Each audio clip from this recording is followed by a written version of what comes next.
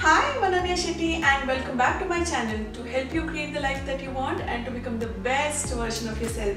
So if you're new to my channel, do not forget to subscribe and hit the bell icon for notification. And also follow me on Instagram at Ananya Shetty Official for regular updates.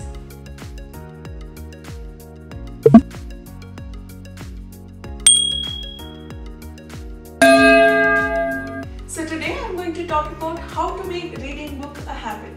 Everyone knows the benefits of reading. 4 out of 5 people you meet think it's a good idea to read books, right? 3 out of 5 wants to make reading part of their lifestyle. 2 out of 5 plan about reading regularly but are not able to keep up with the routine. And 1 out of 5 end up being the voracious readers. When I'm not yet into the 5th category, there are days I miss it. However, I've been able to take time for reading at least 5 out of 7 days.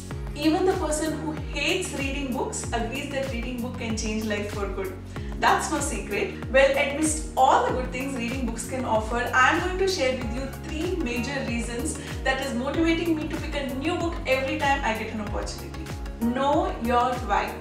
Developing a new habit is easier when you have the clarity on why you have to make it part of your personality. I'll share with you my whys, you find out yours. You get the best of everything. The beauty about reading books is that authors put in years of research, study and experience into a book and they get it published. Clearly they put in their best work and all the information is so easily available to us. Isn't that the luxury we have as readers? All we have to do is just pick a book and read. Know the legends. Autobiographies is the best place to learn about the author on a personal level. Their values, belief systems and the ideas that they stand for kind of rubs on you. The seed of those qualities are planted in you even without you realizing it. To know Mahatma Gandhi, read My Experiments with Truth. For Nelson Mandela, read Long Walk to Freedom. And to understand APJ Abdul Kalam, read Wings of Fire. Few months back, I read Becoming Michelle and ever since then, I feel like I know her up close and personal. In a way that she is my friend and I have watched her journey since childhood until she's walked out of the White House. Her journey gives wings to every girl who wants to make it big and believe it is possible, and maybe on a subconscious level has helped me believe in mine. Reading promotes writing. If you want to become a good writer, it's extremely important that you read some great work. They go hand in hand. It not just helps for people who want to become a published author, but also for people who are bloggers, content creators, script writers or any creative space for that matter.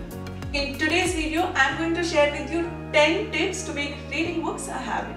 Always carry a book. It's been a year, I don't leave home without carrying a book with me. Every time I'm waiting for a doctor's appointment or I'm waiting for a friend, instead of cursing the person for being late, I just open my book and read. It not just saves me a lot of time, but also I end up reading a lot more books every year. Set a reading goal. Somewhere after lose weight, get things done, fall in love, read more is a top goal most of us want to follow. A good book can be hugely satisfying and could bring life-changing thoughts and ideas. Set a goal on number of books that you want to read this year, be it 12 or 24.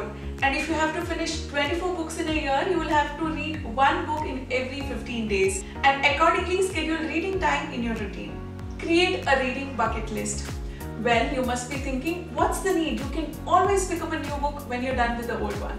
While it seems like a small thing, not knowing what your next book will be and not having it ready are really easy ways to build the momentum for the habit to keep going. Make a list of books that you want to read in your journal or a draft in your computer. If you aren't sure about the books that you want to read for the entire year, you can always look for recommendations from your friends, family and also the people that you follow on social media. You can also look for book reviews, check on goodreads.com and podcast interviews by the authors. Make time. The most convenient excuse you get to hear on this planet is I do not have the time, and that's a lie. I read like 11 books in 9 months, all of them in my commute last year. I'm not saying I've done a great job. I know people who read like 50 books in a year. All I'm saying is it's all about priority. One of the ways to do it is to consume less news. We spend far more time watching or reading news on TV, Twitter, WhatsApp than we realize. Learn to trade off your time to something more fulfilling in the long run. Audiobooks are great options to implement during your commute while folding clothes, cutting veggies or taking a walk. Keep it visible. If you keep a book by the side of your bed, you're less likely to skip reading few pages before you go to bed. Similarly, assign a place in your workspace or home where you place a book. For example, on the side table next to your couch or a reading chair. Your hands will automatically move towards the book without much effort and becomes a habit difficult to break after a while. Know when to give up. We have been conditioned through school to finish every book that we start, which is why quitting book feels so very wrong. When life is too short to spend time reading books that you no longer enjoy. Quitting a book to move on to a better one is a great strategy to get into a reading habit. But you know what's even better? Not getting into a bad book in the first place. Blinkist is a great app which gives accurate summaries for the most popular books and also update their libraries regularly. Skip the stories.